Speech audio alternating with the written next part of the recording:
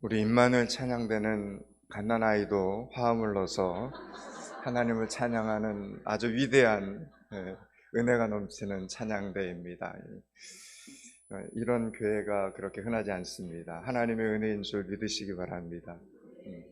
잘 오셨고요. 우리 옆 사람하고 인사 한번 합시다. 잘 오셨습니다. 인사 한번 하시죠. 맥주 감사 주일입니다. 맥주 감사 주일은 이 땅에 하나님의 교회가 처음으로 이렇게 탄생한 날입니다. 그래서 맥추절을 오순절이라고도 부르는 것입니다. 구약의 홍해를 이렇게 건넌 이스라엘 백성들이 시내산에 도착을 했을 때 그때가 49일째 되던 날이었습니다.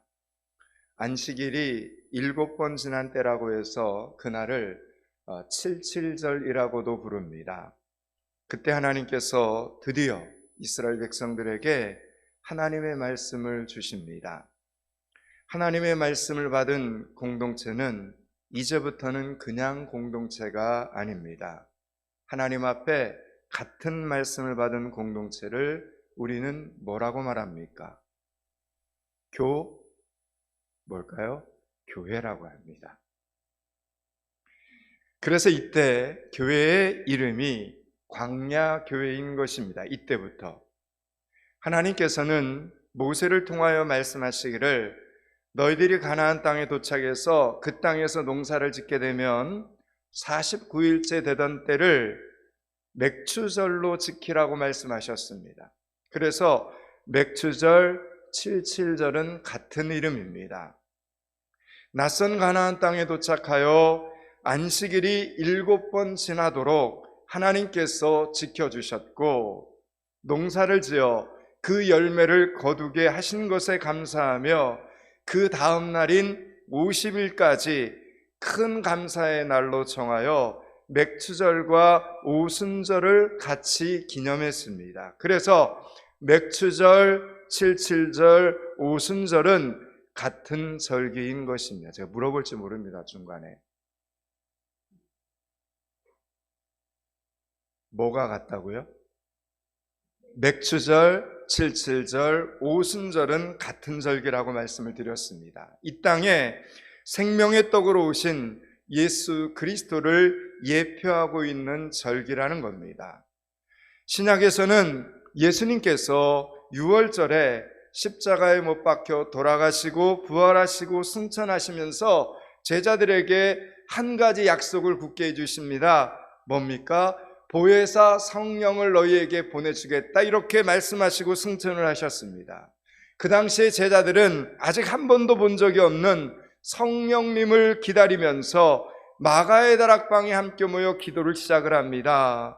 그때 예수님의 약속대로 성령께서 바람처럼 불처럼 임하십니다. 여러분 그날이 바로 무슨 절입니까? 오순절입니다. 오순절 마가의 다락방에 성령이 임하셨다라고 사도행전에 기록되어 있습니다. 여러분 이 땅에 최초로 하나님의 교회가 탄생한 날입니다. 그래서 맥추절이라는 이름 때문에 보리만 생각하지 마시고 오순절이라는 이름과 함께 성령께서 오셔서 교회가 탄생한 날이라는 사실을 반드시 기억하셔야 됩니다. 지난 주일에 포항믿음교회는 가족초청데이를 통해서 그동안 장기 결석하던 우리 셀 식구들을 찾아서 초청하는 너무나도 감격적인 사역을 진행했습니다. 그 열매들이 오늘도 또 예배의 자리에서 보여지고 있습니다. 저뿐만 아니라 모든 성도들이 진작 좀 더 빨리 우리 가족 초청데이를 할 걸 그랬다라는 생각을 하셨을 것입니다. 마치 떨어져 나갔던 내 몸의 한 부분이 온전하게 회복된 듯한 기쁨을 누릴 수 있었습니다. 그런데 여러분 지난 주일 가족 초청데이와 함께 바로 이어지는 오늘이 교회의 새로운 탄생을 알리는 오순절이라는 이 사실이 어쩌면 이렇게 우리 포항믿음교회 사역과 절묘하게 맞아떨어지는지 깜짝 놀라지 않을 수가 없습니다. 여러분 이것은 사람이 의도한 것이 아닙니다. 당회에서는 미처 거기까지 생각을 하지 못했습니다. 여러분, 이것은 예배의 자리로 예수 그리스도의 몸된 지체들이 한 명씩 두 명씩 돌아오니까 오늘부터 포항믿음교회를 성령이 뜨겁게 역사하시는 교회로 다시 거듭나게 하시려는 하나님의 의도이며 하나님의 계획이심을 믿으시기 바랍니다. 하나님의 인도하심을 믿을 수 있는 여러분들이 되시기를 축원합니다. 특별히 성령 하나님께서 이렇게 불처럼 바람처럼 역사하실 때 저와 여러분은 어떻게 하는 것이 맞겠습니까? 가만히 있어서는 안 됩니다. 여러분, 성령 하나님께서 하나님의 교회에 이처럼 불처럼 바람처럼 역사하실 때 우리는 가만히 있어서는 안 됩니다. 혹시 몸에 아픈 부분이 있는 분들이 계십니까? 허리가 아프고 다리가 아프고 병원에 다녀도 잘 안 고쳐지는 고질병이 있는 분이 계십니까? 이때를 놓치지 마시기 바랍니다. 열심히 기도의 자리에 나와 기도하면서 전부 다 회복되고 응답받는 맥주 감사 절기가 되실 수 있기를 주님의 이름으로 축원합니다. 그렇다면 이제 어떻게 하는 기도가 하나님의 마음에 쏙 드는 기도인가를 성경 말씀을 통해서 살펴보도록 합니다.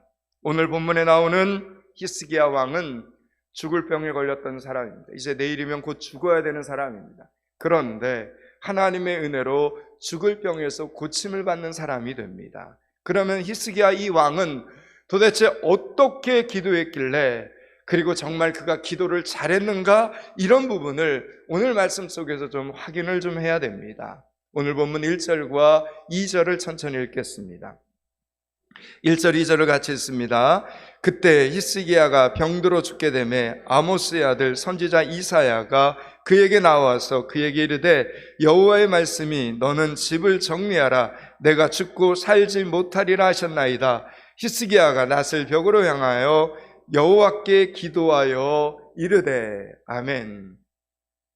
여러분, 이 말씀을 잘 보십시오. 히스기야 왕은 지금 자신이 얼마 살지 못할 것이라는 사실을 알게 되었습니다.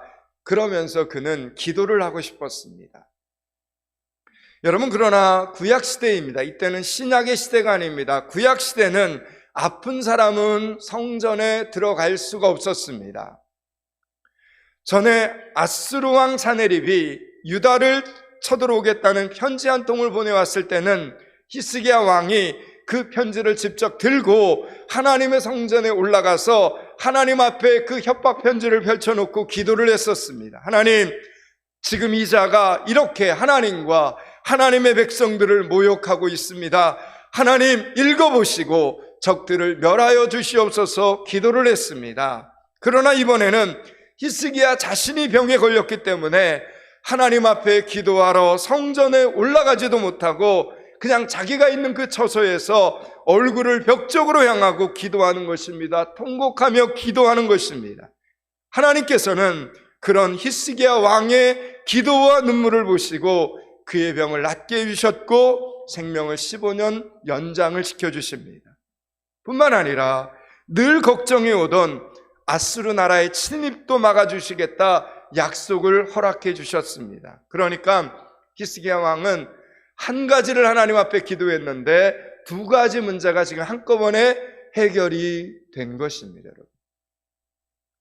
여러분, 언제나 하나님 앞에 여러분이 기도할 때 기도하는 그 기도의 능력을 여러분 믿으셔야 됩니다.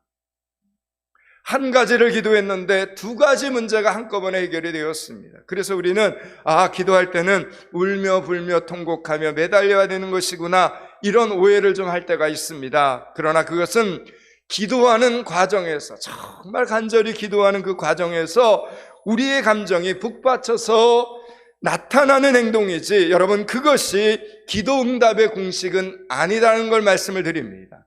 여러분, 그래서 우리가 하나님 앞에 기도할 때 가장 중요한 것은 먼저 하나님은 어떤 하나님이신가를 아는 것이 중요합니다.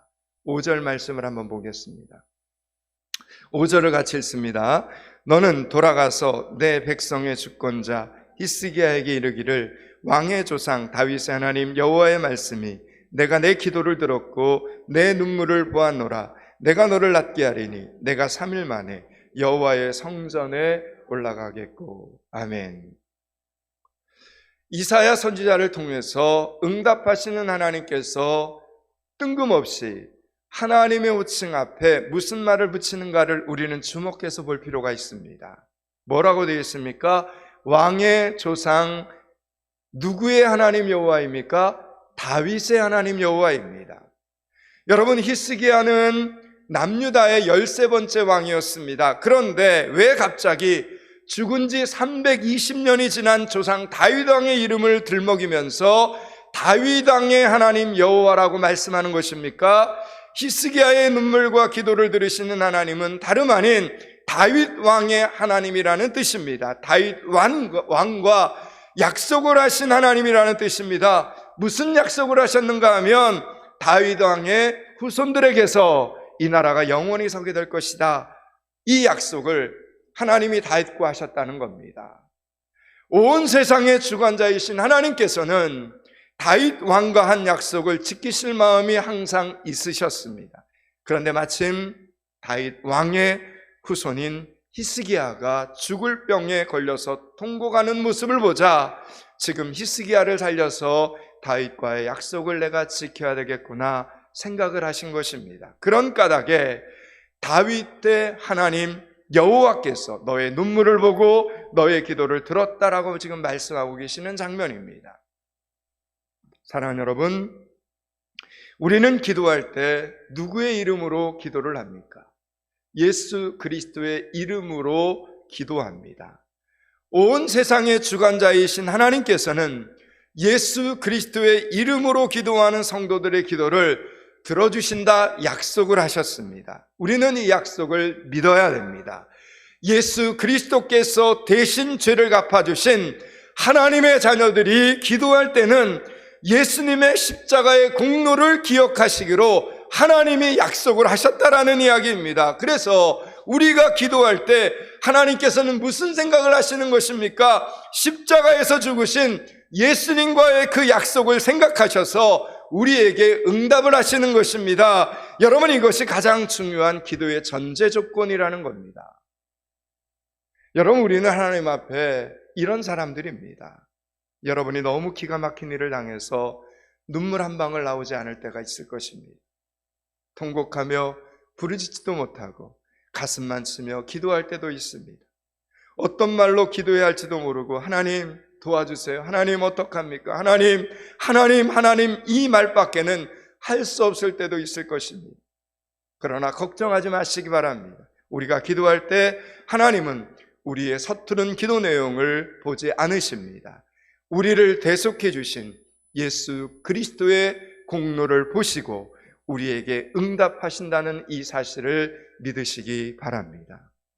히스기야 왕이 병에 걸렸다가 나았다는 소식과 그 나라가 강건해지고 국가 재정이 풍성해져서 강국이 되어간다는 이 사실이 주변 국가들에게 전해지기 시작을 합니다. 이에 바벨론 왕이 축하의 메시지와 선물을 보내옵니다. 여러분, 고대 사회에서는 병이 나은 왕에게 이웃나라 왕들이 축하 사신과 선물을 보내오는 것이 외교적인 관례였다고 합니다. 그런데 이 바벨론의 경우에는 좀 다른 속셈이 있었습니다. 그 당시에 모든 주변 나라들은 남유다와 아수르라는 이 나라와의 전쟁에서 당연히 남유다가 멸망할 것으로 알았습니다. 그런데 남유다가 오히려 그 전쟁에서 승리를 하고 아수르라는 이 강대국이 휘청거리고 있다는 이 사실은 주변 나라들에게 굉장히 충격적이었습니다. 그래서 그러면 남유다는 이스라엘에는 무엇인가 있는가 보다, 이 작은 나라에 감춰진 군사적 비밀 무기가 있을 것이다, 이렇게 생각을 하고 그것을 알아내기 위해서 지금 바벨론에서 사신들을 보낸 것이었습니다. 히스기야 왕 역시 바벨론에 사신들이 온 것이 기뻤습니다. 왜냐하면 항상 아수르라는 이 나라의 침략을 경계하는 그 입장에서 바벨론과 같은 이 강대국의 이 동맹이 절실히 필요했기 때문입니다. 바벨론의 사신이 다녀간 뒤에 하나님께서는 히스기야 왕에게 이사야 선지자를 보내서 오늘 본문을 보니까 세 가지의 질문을 하십니다. 첫째는 그들이 무슨 말을 했고, 두 번째는 어디에서부터 온 사람이고, 마지막으로는 그들이 무엇을 보고 갔느냐 이렇게 물으십니다. 오늘 보면 뒤에 14절, 15절을 한번 보시기 바랍니다. 14절, 15절을 같이 읽습니다. 선지자 이사야가 히스기야 왕에게 나와 그에게 이르되 이 사람들이 무슨 말을 하였으며 어디서부터 왕에게 왔나이까? 히스기야가 이르되 먼 지방 바벨론에서 왔나이다 하니 이사야가 이르되 그들의 왕궁에서 무엇을 보았나이까 하니 히스기야가 대답하되 내 궁에 있는 것을 그들이 다 보았나니 나의 창고에서 하나도 보이지 아니한 것이 없나이다 하더이다. 아멘. 자, 여러분, 바벨론의 사신들은 속으로는 다른 목적이 있었지만 표면적으로는 히스기야 왕의 병이 나은 것에 대하여 축하 인사를 하러 왔습니다. 그래서 당연히 왕이 씨에 어떻게 병이 나았습니까? 이렇게 물어보는 겁니다. 이때 히스기야 왕은 자신의 병을 고쳐주신 분이 하나님이시고 남유다를 전쟁에서 이기게 하신 분도 살아계신 하나님이라고 당당히 말을 해야만 했습니다. 그러면 그 이야기를 들은 바벨론의 사신들은 이렇게 생각을 했을 것입니다. 아, 이 나라는 하나님이 함께 하시는 나라이구나. 여러분, 이 말이 왜 중요합니까? 병을 고쳐주신 분도 하나님이시고 유다 나라가 전쟁에서 패해야 되는데 이기게 하신 분도 하나님이셨습니다. 그러면 하나님이 내 병을 고쳐주셨고 하나님이 우리나라를 도와주셨다, 구원해 주셨다 이렇게 말을 해야 되는데, 그러면 바벨론의 사신들은 야, 나중에라도 이 나라를 건드리면 하나님이 가만히 계시지 않겠구나. 여러분, 이러면서 사신들은 두려워하는 마음을 가지고 자기 나라로 돌아가서 보고를 했을 것입니다. 그런데 히스기야 왕은 그들에게 하나님에 대한 이야기를 하나도 하지 않습니다. 오늘 보면 13절을 한번 보겠습니다. 13절을 같이 한번 읽습니다. 히스기야가 사자들의 말을 듣고 자기 보물 금은과 향품과 보배로운 기름과 그의 군기구와 창고의 모든 것을 다 사자들에게 보였는데 왕궁과 그의 나라 안에 있는 모든 것 중에서 히스기야가 그에게 보이지 아니한 것이 없더라. 아멘. 여러분, 히스기야 왕은 시시한 왕이 아니었죠. 아주 총명한 왕이었습니다. 총명한 히스기야 왕은 바벨론의 속성 뻔히 알고 있었습니다.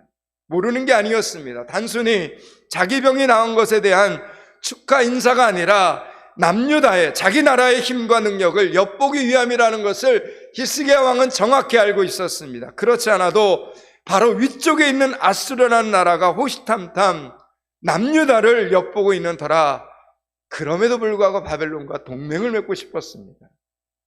그런데 만약 이런 상황인데 어떻게든 동맹을 맺어야 되는데 하나님이 병을 낫게 해주셨고 하나님이 전쟁에서 이기게 해주셨다. 우리는 한 것이 아무것도 없다. 우리는 힘도 없고 연약한데 하나님이 다 해주셨다라고 하면 바벨론의 입장에서 남유다와 동맹을 맺고 싶어 할 것 같지 않은 그런 생각이 드는 겁니다. 동맹을 맺더라도 우리도 이 정도는 힘이 있다라는 걸 히스기야 왕은 과시하고 싶었던 것입니다. 그래서 지금 13절의 말씀처럼 그 나라 안에 중요한 보물창고와 무기고를 다 활짝 열어서 부귀영화를 마음껏 바벨론의 사신들에게 자랑을 한 것입니다. 이 축복을 주신 하나님을 자랑해야 되는데 하나님을 자랑한 것이 아니라 지금 자기가 가지고 있는 재물, 능력, 자기가 가지고 있는 권세 이런 것들을 지금 자랑을 했습니다. 보이지 않는 하나님을 자랑하는 것은 별로 설득력이 없어 보였던 것입니다. 눈에 확실히 보이는 물질을 자랑해야 저쪽에서도 야, 대단하구나 이러면서 기가 죽을 것이다 생각을 한 겁니다. 여러분, 이게 지금 히스기야 왕의 모습입니다.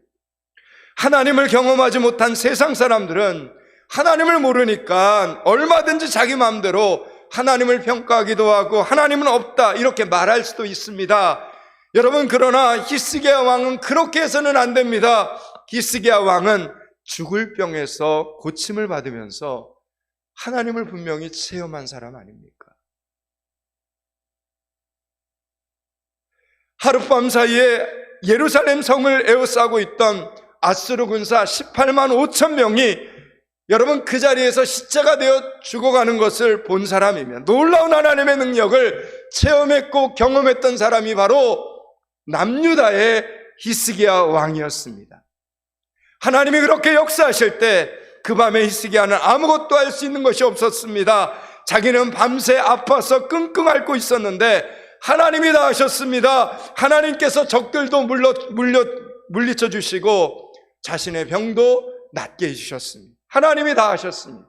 그런데 세상 사람도 아닌 하나님의 놀라운 은혜와 경험을 체험한 히스기야 왕이 하나님에 대하여 입을 꼭 다물고 있으면 되겠습니까? 안 되겠습니까?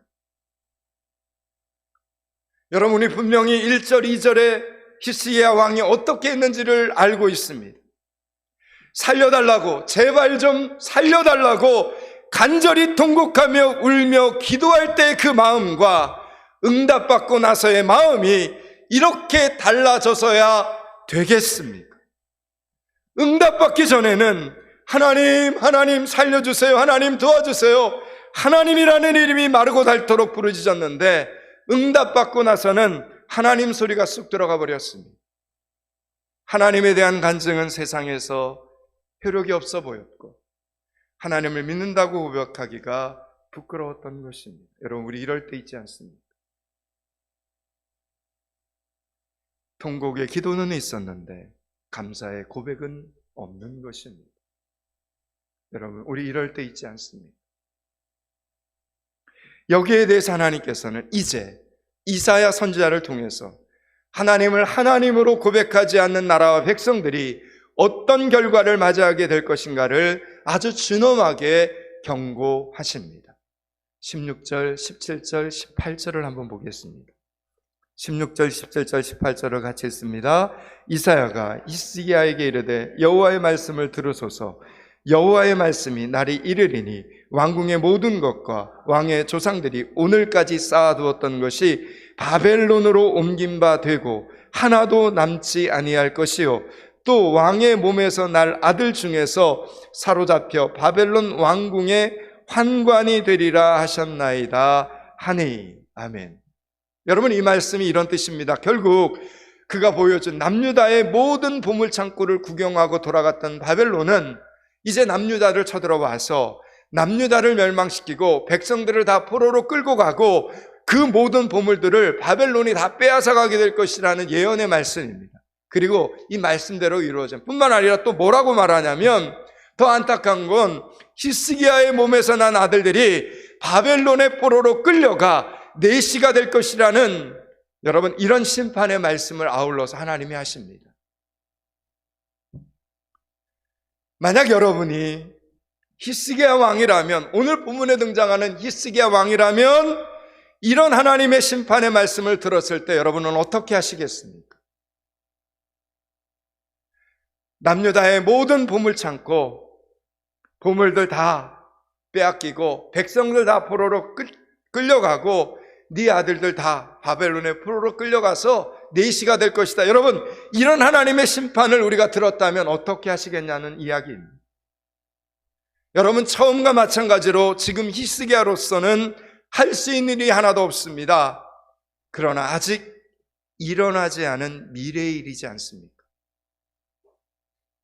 미래에 이런 일들이 일어날 수 있을 것이다. 이렇게 지금 하나님이 미리 예언으로 말씀해 주는 건 지금 당장 일어난 것이 아닙니다. 미래에 끔찍한 일이 일어날 것을 알았다면 우리가 할 수 있는 일은 오직 한 가지입니다. 하나님 앞에 나와서 하나님 살려주세요. 하나님 잘못했습니다. 제가 잘 살겠습니다. 제가 바르게 살겠습니다. 하나님 말씀대로만 살겠습니다. 그러니 하나님 살려주세요. 여러분, 이렇게 기도해야 되지 않겠습니까? 그런데 오늘 히스기야 왕이 뭐라고 대답했는지 아십니까? 19절 말씀을 한번 보시기 바랍니다. 19절 말씀을 같이 읽습니다. 히스기야가 이사야에게 이르되 당신이 전한 바 여호와의 말씀이 선하니이다 하고 또 이르되 만일 내가 사는 날에 태평과 진실이 있을지언데 어찌 선하지 아니하리요 하니라. 아멘. 여러분, 이 말이 무슨 뜻입니까? 히스기야가 이사야에게 이르되 당신이 전한 바 여호와의 말씀이 선하나이다 하고 또 이르되 만일 내가 사는 날에 태평과 진실이 있을진데 어찌 선하지 아니하리요 하니라. 이게 무슨 뜻입니까? 이런 뜻입니다. 하나님, 어쩔 수 없지 않습니까? 어쩔 수 없죠. 하나님이 그렇게 말씀하셨으면 어쩔 수 없는 건 아닙니까? 한 번 엎질러진 물을 어떻게 주워 담겠습니까? 하나님, 그런데 아무쪼록 내가 사는 동안에는 아무 일도 일어나지 않고 태평하게 해주시면 좋겠습니다. 이 말입니다, 지금. 여러분, 이 말이 화가 나지 않으십니까? 후손들이야, 자기 자녀들이야 어떻게 되든 말든 그냥 내가 사는 시대에만 평안하면 좋다라는 이 말이 한 나라를 이끌어가는 왕의 입에서 나올 말이라는 이야기입니까? 지금 다음 세대에 무슨 끔찍한 일이 벌어질지 뻔히 아는 사람이 어떻게 편하게 먹고 마시고 잠을 잘 수 있겠습니까? 여러분, 하나님께서 왜 알게 하셨습니까? 정말 아무것도 할 수 없으면 하나님은 알게 하지 않으십니다. 일부러 미래의 일을 알려주시는 겁니다. 뭐 하라고? 위에서 기도하라고죠. 기도해서 구원의 길을 찾으라고 알게 하시는 겁니다. 그런데 정말로 안타깝게도 우리가 바로 오늘 본문에 등장하는 이 히스기야 왕과 같은 태도로 지금 이 시대를 살아가고 있다는 사실입니다. 자기 후손들이야, 자기 가족들이야, 자기 자녀들이야 예수를 믿든지 말든지 나는 예수 믿고 있으니까 죽어서 나는 천국에 갈 것이고 언제 예수님 오셔도 나는 심판받지 않으니 됐다라는 자세로 너무 안일하게 살고 있지는 않습니다. 사랑하는 여러분, 오늘 본문의 제목처럼 오늘 여러분의 한 가지 소원은 무엇입니까? 여기까지가 오늘 본문의 전체 메시지입니다. 이제 말씀을 마치려고 합니다. 사랑하는 여러분, 맥추절을 왜 맥추절이라고만 부르지 않고 오순절이라고 부릅니까? 교회가 탄생했기 때문입니다.